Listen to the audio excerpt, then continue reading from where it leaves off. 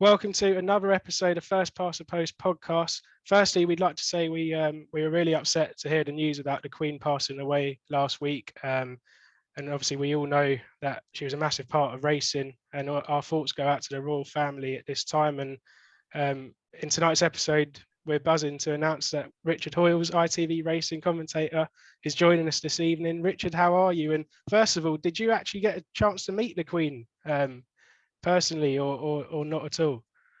Not in terms of actually physically sort of, formally being introduced and what have you. But I think the thing that strikes home for everyone on a racecourse is you hear people about saying, people have queued hours just to walk past and pay their respects. And some have met the Queen or seen the Queen on a handful of occasions. But if you were going racing on a regular basis, you saw her, probably 50 to 100 times, sometimes formally at Royal Ascot in carriages, but more often than not, she used to go visit her trainers at a day in April and then come to Newbury. And she was very, very comfortable on a racecourse. And, obviously there would have been security there, but it wasn't very visible. And so for lots of people who went racing regularly, you just got used to seeing her in the paddock. And obviously on days like Epsom and Ascot more formally. So I think we should be very privileged that she shared a passion that we all had as well. That was just the love of the horse. And it was a very genuine one for her.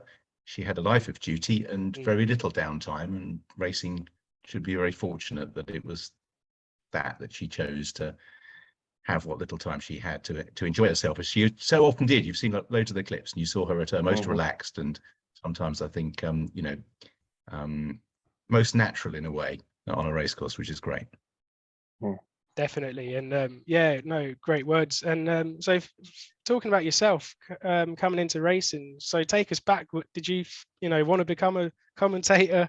Was that the first sort of career in your mind, or not at all? Not at all. I loved racing from an early age, and it was the sport I went to, but I came at it from not a horse background.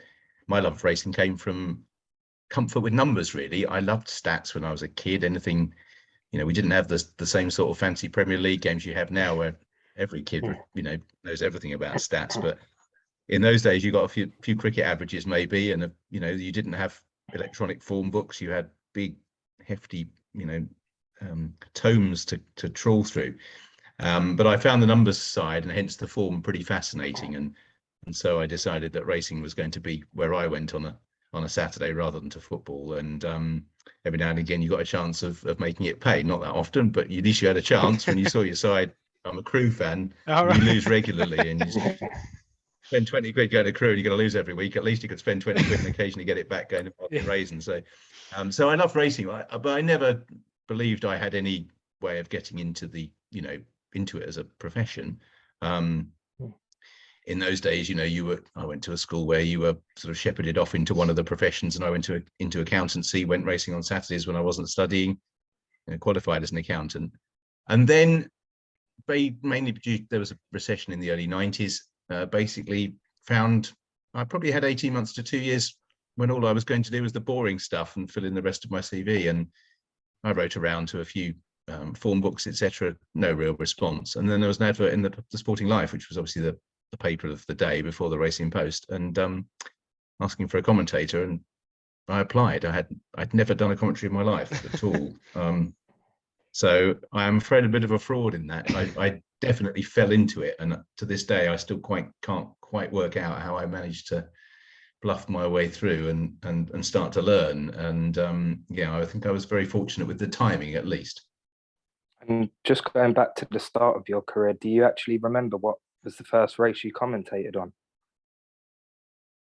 Yeah, it was a bit difficult really, Liam, because what used to happen was that SIS used to re-speak a lot of the commentaries. So what would happen was you'd get sent to the track, and there were different commentaries went into the racecourse and to the betting shops. That was new, and it was the betting shops that employed some of the younger ones. So what used to happen was you'd give a commentary and somebody in the booth would re-speak it. Those with longer memories than certainly you, and some longer memories than me, will remember the Extel days. You get used to seeing pictures from every racecourse. There weren't pictures. There were when I started, but there weren't pictures when I started following racing. People will remember those final furlongs over what they called the blower, which was Extel, that went on forever. And that's because it was coming from the track. It was probably going to Leeds. Then some bloke was re-speaking it in Manchester. Then it was being re-spoken somewhere else. And it was a bit like Chinese whispers. So the very first meeting I went to was Hereford. in terms of getting re-spoken. And it was re-spoken by Robert Cooper, who obviously I got to know very well down the years afterwards. And the first ones I did actually on the racecourse itself, that went out live on SIS, was at Bath on Cup Final Day in 1992. Yeah. And sort of like carrying on with your early stages, is there any sort of moments that stand out right at the beginning of when you first started commentating? I had a huge stroke of luck. It wasn't for the gentleman concerned. I won't name, because there's no. But on that day when I went to Bath, which was my very first day, there was a very regulation 7-runner handicap, and Sheikh Mohammed had 2 in the race. And those days it was the maroon and white colours, and his second colours were a white cap. And obviously it was my first day. And after the race, after they crossed the line, I became just aware that, you know, there was a bit of discontent outside, and some bloke hammered on the window and started yelling abuse. And of course, I'm panicking now because, you know, I'm obviously nervous to start with, and, you know, thinking, what have I done? What have I done? What have I done? And then, of course, I realized it wasn't me they could hear, because obviously, you know, mine was just going into the betting shops. And so obviously what they had heard over the PA was the racecourse commentary, where unfortunately the gentleman concerned had called the wrong winner. He got the 2 Sheikh Mohammed muddled up. I probably had produced a pretty average commentary probably on day one, but I had managed to get them in the right order. And so as a result, there was confusion in the shops for a few moments, because obviously those on course had given the result as per the commentator initially, because he used to give a flash result and then confirm with the judge. And the judge then obviously announced something different. And all I'd done was call a 7-runner race, so probably pretty moderately, but I remember getting a call from someone quite high up in SIS on the way home saying, you know, on your first day, that's it. That's why we're employing the youngsters. That's what we, you know. And as I say, I'd probably just called very average. So that was a big break from that point of view early on. And we just did lots of days. You know, that was the thing. I did over 100 days. There weren't that many of us. We were driving around. You were working in very difficult circumstances. There were no monitors. There were no nothing. It's you on a betting pitch with a pair of binoculars. And it was a great way to learn, really. And those first 12 months sort of flew by. And they were good. They gave us opportunities, and that was the key. Myself and John Hunt started on the same day, and obviously we were comparing notes as we went along, as with the 2 new kids. But they gave us some relatively big races relatively early, which was amazing, really. I did a Welsh National in my very first year. Wow. Yeah, that was the one Martin Pipe at the first 4 home. Richard Dunwoody rode a 5-timer, and it was great. You know, it's just like, so yeah. So it was a really, really good way of learning. But yeah, it was a bit of a baptism of fire. And has commentary sort of changed a lot since you started out? I suppose the production and the resources, you've got a lot more of that now, so it must have come a long way since then. Yeah, I think the major change was the fact that, you know, literally you drew all the colours yourself. You know, I had felt tip pens and away you went.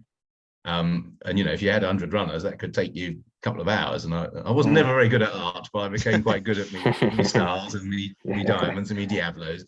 But of course, once you'd done them, you had a massive advantage because nobody else had them. They weren't in the papers like they are now, and they certainly weren't online like they are now.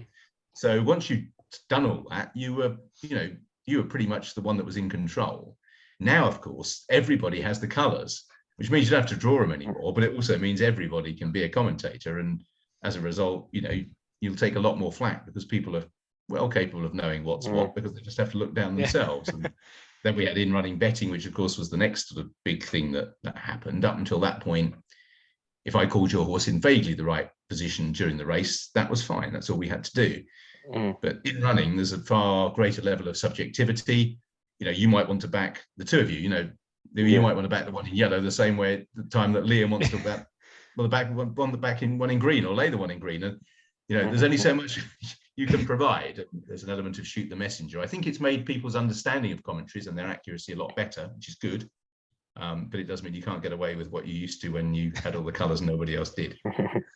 And when it comes to like sort of like the amount of research that you do before a race day, I mean, obviously, like you mentioned, nowadays it's much easier with the colours and that. But is there still sort of a fair bit of info you need to find out, say, the night before, or maybe on the morning of a meeting?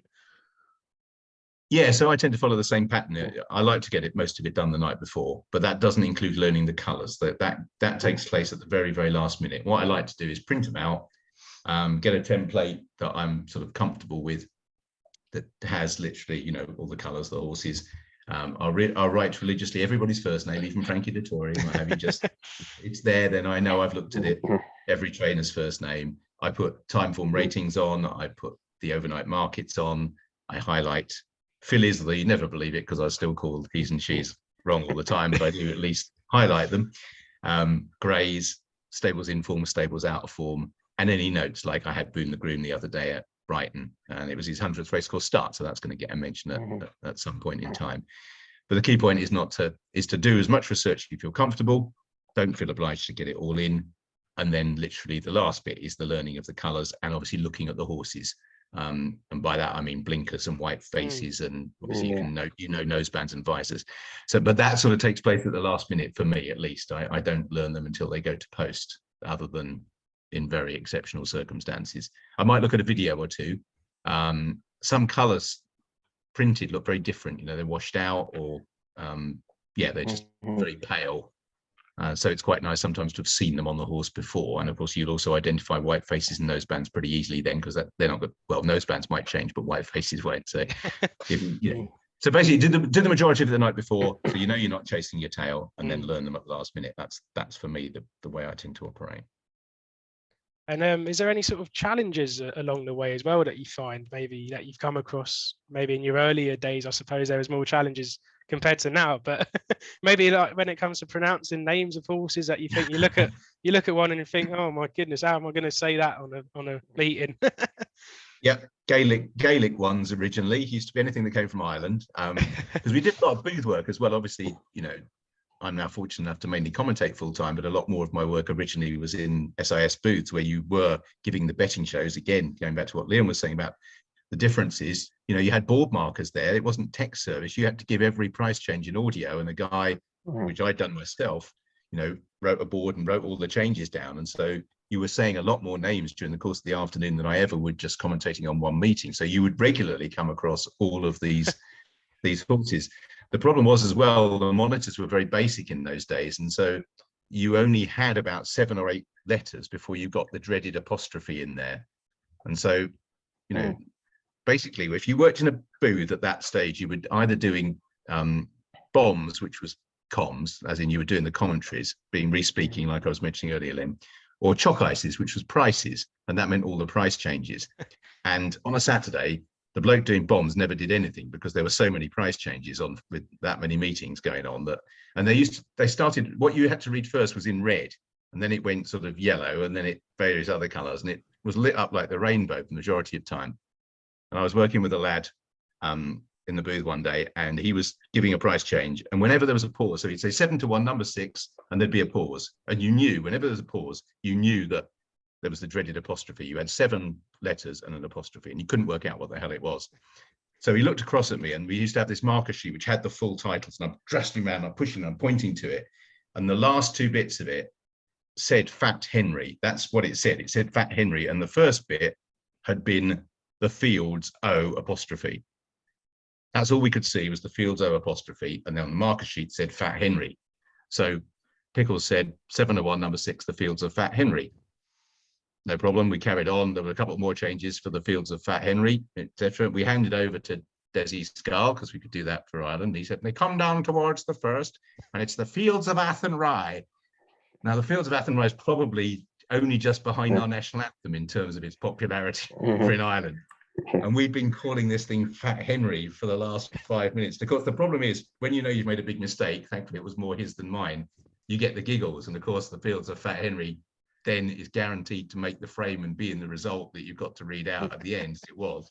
He then came over and was trained by Nigel Tinkler and ran for about 20 days, 20 times. And as a result, whenever it ran, on every day, the gallery downstairs would, you know, yell in your ear about Fat Henry and everything else. And there were loads of others which we've missed the point or mispronounced or, you know, absolutely butchered. But yeah, learning the correct pronunciations. These days, it's easy. You just go on to, you know, there's various pronunciation websites, but they're not always consistent, particularly depending on where in Ireland you come from. So it's still a little bit of a challenge.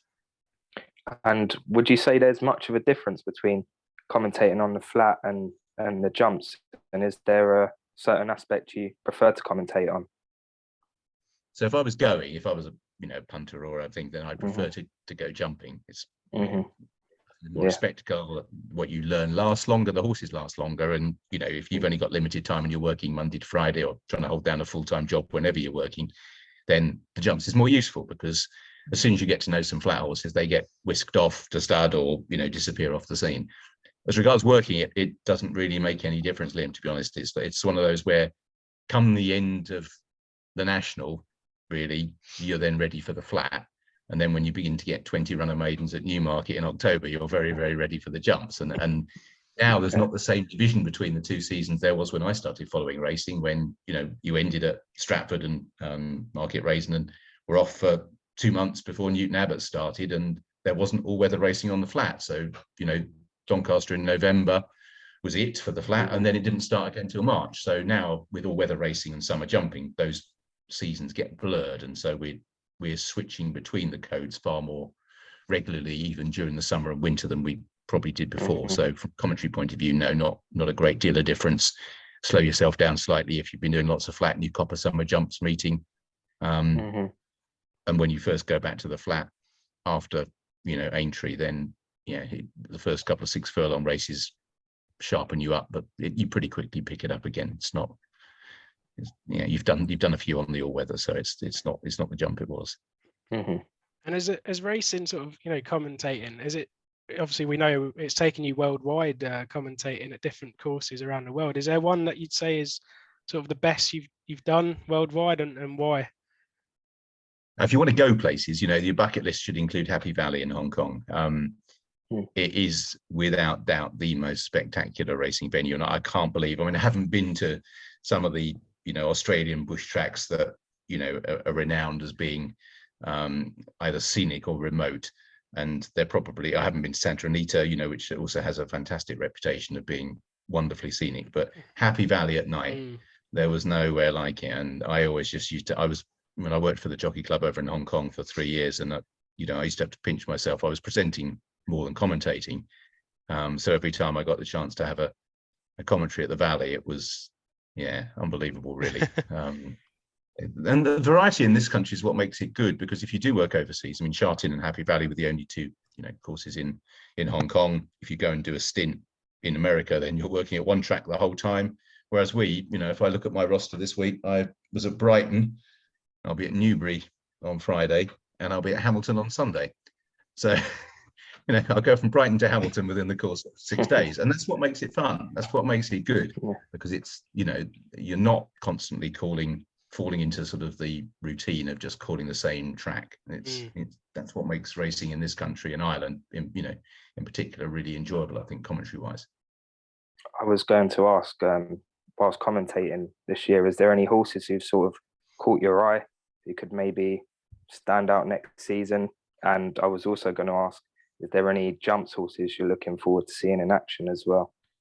Yeah, I'm very bad with names, etc. I have to rely on my notes increasingly more these days, in terms of working out, you know. So on the jump side, I only know this because I had to dig one out for Racing TV the other day. Jericho Rock, who was placed in the series of chases, staying handicap chases, it a few times myself. Yeah, and you feel, he was a frustrating horse, wasn't he? Because he always ran well enough for you to back him again, and he just never won. And yet he ran against experienced handicappers at Cheltenham, when he was slightly out the weights as well. The advantage, of course, is he is a novice for the forthcoming season. So, you know, they just want to get a win into him and confidence. But you'd imagine what was the Hennessy, became the Ladbrokes Trophy and is now the Coral Gold Cup this time around. I would imagine that they would have that on their agenda. The flat and the 2-year-olds, there's lots of horses that come and go. I think, you know, obviously Baida's captured everyone's imagination on the flat this year. He's obviously not a horse to follow, but he's typical of a type of horse that you really enjoy commentating on, in the sense that he took a long time to see a racecourse, so you never entered into any conversations about any classics at any stage, which makes him very different from the Frankels and the Sea the Stars. And you watch those horses and you call them early on, and you really enjoy the progress that they make. Lots of them get lost along the way, but in his case, I think Amal June as well, who's similar from that stable, but unfortunately we haven't seen much of him in the second half of the season. You know, arguably he would have beaten Caribus at Ascot with a clear run, and he was a very similar profiled horse. So I enjoy those trainers that are capable of bringing them on gently, but at the same time, you know, with William Haggis in particular, once they've broken the surface, he doesn't look after them. They, you know, lots of people are trying to force his hand and push Baid towards the arc, but it's hard to crab the way he's been campaigned. You know, through the ranks, he took on Palace at the end of last year, to the Lockinge, you know, obviously to the Juddmonte with a you know, Goodwood in between. He hasn't ducked anything. They've been ducking him because he's that good. But it's nice to see the potential being nurtured and blossoming, really, because a lot of good horses you see as young horses disappear off the radar through injury or, you know, just burnt out by the time they're midway through their 3-year-old career.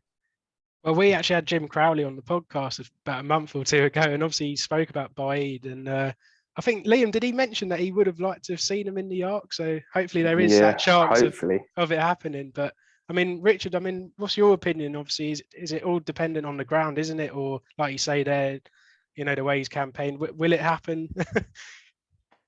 See, you can take the man out of accounting, but you can't take accounting out of the man. And I'm a boring old git, really, you see. And as a result, I would definitely go Champion Stakes. You know, I don't share this view that he has anything to prove by going at a mile and a half. Frank will never ran beyond 10. You know, the reason from William Haggis's point of view, you've brought this horse along absolutely perfectly, and you've had this plan in mind, you know, to end on Champion Stakes. That was definitely what William thought. There was nothing, and then you've had this sort of groundswell of opinion that, you know, it could be a weak arc and it could be this and it could be that. If he gets beaten early on, you know, if he gets beaten in that first weekend in October, everyone else will shrug their shoulders and say, oh, well, you know, maybe he wasn't that good, or oh, what a shame. But they'll walk away and they'll pick another horse. For William, this is the one horse that defines his career. This is the one that he's been waiting all that time for. And if that was mine, and I'd nurtured him to that point, and I allowed myself, because William's a very shrewd placer of horses, to get pushed off what I thought was correct by other people's opinions and got beat, I would kick myself all around the room for years to come. So I think William will go Champion Stakes. I don't think he needs to go 12 furlongs to prove how good he is, for my money. And who knows, he might cop Verdani in either race, but he might also cop stall 14 in the Arc on soft ground. And that is complete. He's only had one run at 10 furlongs. You know, that everyone's clamoring for him to step up, which he did, and he won. And then all of a sudden we're sending him 12. It's not like he's had an eclipse or you know, 3 or 4 of them. He's only had one. And that was on relatively, you know, ground that wasn't particularly testing at York, and the Arc will be very different at the end of a season. So I would be boring. I'd go Champion Stakes, but who knows? Who knows? It's the owner's call at the end of the day, and she obviously has been. Her head's been slightly turned, I think. Hinting at it slightly. I mean, you know, I don't know what Jim would. I don't know. Jim would probably like to win an Arc. Just win a Champion Stakes, and it's interesting within Europe. We did a podcast with the Pat from the Aga Khan Studs, and he was saying that for them, for Verdani, the Arc is the Arc. You know, that is for them is the pinnacle. For Aga Khan's breeding, mile and a half, that's what they're breeding for. I'm not so sure they are at Juddmonte, but you know, maybe the Arc isn't that much regard. Maybe it is much higher thought of than the Champion Stakes, but I wouldn't have them as far apart as maybe our own press seem to be talking up the Arc much more than the Champion Stakes. So we'll see. We will. Has there been maybe 1 or 2 horses that you've sort of, you know, you won't forget, maybe that you've commentated on in years gone by, or maybe just one that, you know, just so much, you know, stands out in your memory more than others? Yeah, but Baid's dad, strangely enough, See the Stars. I mean, I think as a single season piece of work, that was quite astonishing. I'm not saying, you know, I don't. You know, loads of people took me to task about my comment about, you know, comparisons are odious. And what I meant by that is that we can all debate great horses. And I have no problem with everyone debating them down the line. What I don't like is when something crosses the line, you know, Baid crosses the line, they say, oh, that was good, but it wasn't Frankel. Well, you can say that in 3 weeks' time, or you can argue the toss, but can we just enjoy what was a fantastic performance? And I think as a single season, See the Stars tops the lot. To win a Group 1 every single month from May through to the Arc in October. He wasn't flashy, and that's the reason he was able to do it. He wasn't an exuberant horse like Frankel, but what he was just absolutely bomb-proof. And when you saw Bailly parade after the Juddmonte, it looks like going to post. I mean, he wasn't revved up, he wasn't anything. I mean, it must be wonderful to ride for Jim, because it's like a video game. Yeah. You just press a button and away he goes. There's no element of having to do anything really. He's so versatile, and see the stars. When he needed to pull it out, he pulled it out, particularly in the Arc. When he pulled hard off the end of a long season, you're watching that race thinking that's race too far. It's all going to end, in tears. And he didn't. And he was an astonishing horse, and it's great that he has proved to be such a good sire. So see the stars, I think, from the flat perspective, is certainly the horse that I admire most for a single season of achievement. And just going back to your commentary career, is there a single race that sort of stands out in the memory for you?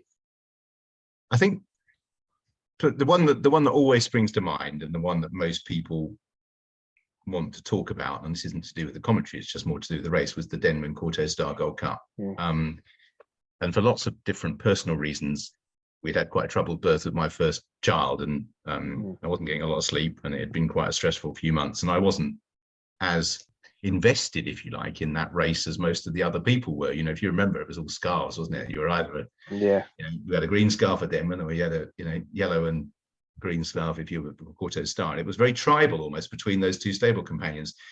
And I was calling the Gold Cup, and I'd thought about it, but I was pretty blurry-eyed, and I was concentrating on just peaking for the moments rather than otherwise I might fall asleep before the fifth, or and they were going out on the second circuit, and I said something along the lines of, Cortez Star made a mistake. And that was the first time that the pendulum began to swing in Denman's favour. And I said something that I thought was pretty innocuous, like, Denman's got him at it. And the whole place just went nuts. And we've still got a circuit to go. And I remember thinking, whoa, slow down here, because otherwise, this place is going to be absolutely screaming and yelling, and so will I be. Far too far out. You want to sort of build it up gradually. And it was the most in sync I think I've ever felt with a crowd. I'm lucky with ITV, obviously, to have the job, but you don't have the crowd responding to you because you're not going out of the PA, but you were for Denman.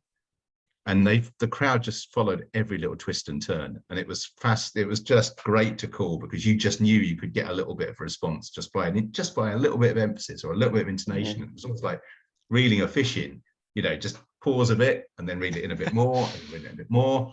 And it's nothing to do with the commentary. I've said this lots of times on different podcasts. The art of good commentary is to describe accurately what people are thinking and seeing, really. If you think about the great lines of commentary from Peter O'Sullivan, the mayor's beginning to get up, not heard a reception like it at Liverpool.